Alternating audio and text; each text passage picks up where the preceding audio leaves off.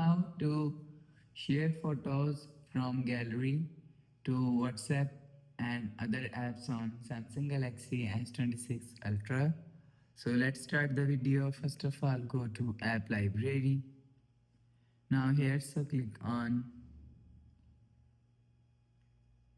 gallery app. Now here, so click on folder.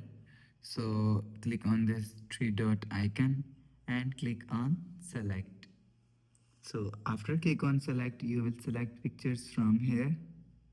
So after select picture, so click on share. So if you want to share pictures to other apps and WhatsApp apps, so you will see WhatsApp app is here. So click on more. So you will see your all phone apps is here. So if you want to send WhatsApp app, so click on WhatsApp app.